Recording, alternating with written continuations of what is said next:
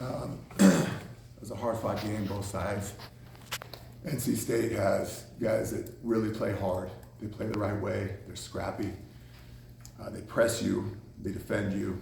I was proud of our guys. It was a game of runs. Both teams made runs.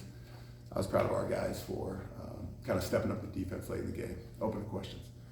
Under didn't have a great shooting night with 2 for 12, but did he open up the spacing a little bit for the other guys to get more scoring opportunities?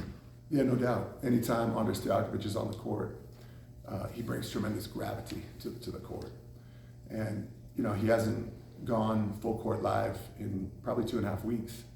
And so we really accelerated his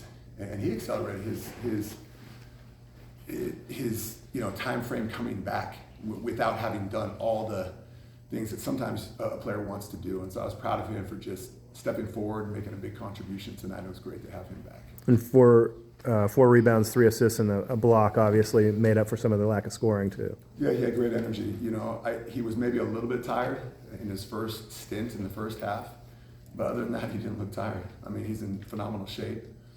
He's been doing work on the side, and he's a big part of our team. Talk about the pace of that first half. Both teams were in zone. Both teams seemed to be happy sitting into the half court. Felt different than what I've seen you guys push a little more and be more aggressive on the tempo. Was that intentional, or was that just the way the game played out? Yeah, I mean, we tell our guys, hey, we want to run. We want to run on misses. We want to run on makes. But if we don't have something good right away, now let's back it out. Now let's get to one of our secondary sets. And our guards, for the most part, have been doing a pretty good job of that this year.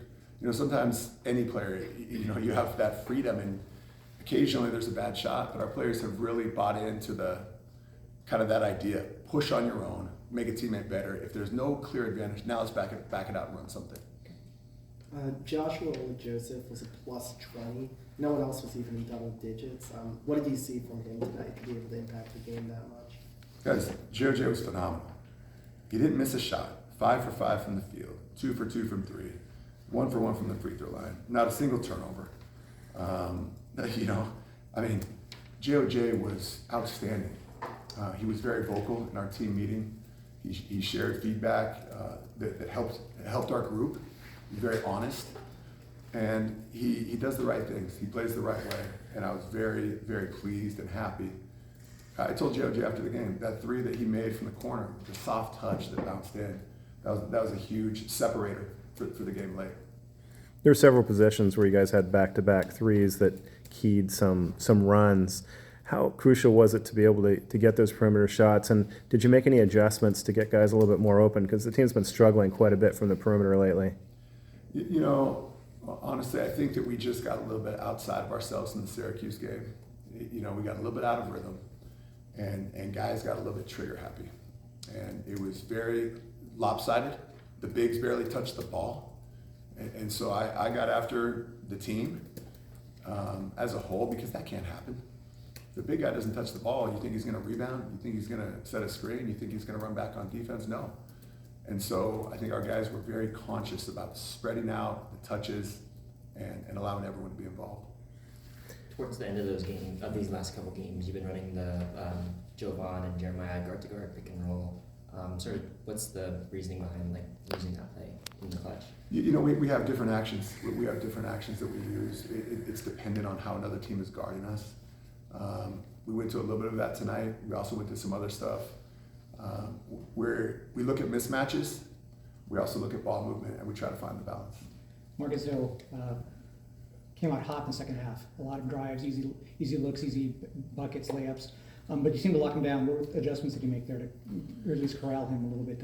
Well, we made mistakes on our coverage. We made consecutive mistakes in our coverage guarding Marcus Hill. And you can't do that on a great player like Hill is, because Marcus Hill is going to make you pay. And he made us pay. And so then we had to go to plan B and plan C and try to find other ways to hopefully contest his shots better. But he was outstanding. 20 points, 8 for 14. He's not the biggest guy, but he has a huge heart, 8 rebounds. I mean, you look at this, you look at Marcus Hill just in the ACC, and I don't know how many guys really compete as hard. There's a handful of guys in the ACC that compete night in and night out like that, and he's one of them. Hill was probably one of the main guys that keyed NC State's run to take the lead in the second half, but there were 7 layups in the first 8 or 9 minutes. What kind of adjustments did you make, not just on Hill, but defending the baseline and keeping them away from those easy inside buckets? Well, I mean, during one of the timeouts, we told them, we said, hey guys, they just scored, I think it was either 6 field goals or 8 field goals. And I don't know if they had that in the first half, and they got it in just a few minutes. So we got after the guys, and we told them that, hey, we need more. Let's move our feet. Let's get in rotation. Let's be in the help side. Let's not only help the helper, but let's help the helper's helper. Let's be on a string. And they responded. All right, Coach. Thank you. Thanks, guys. Appreciate it.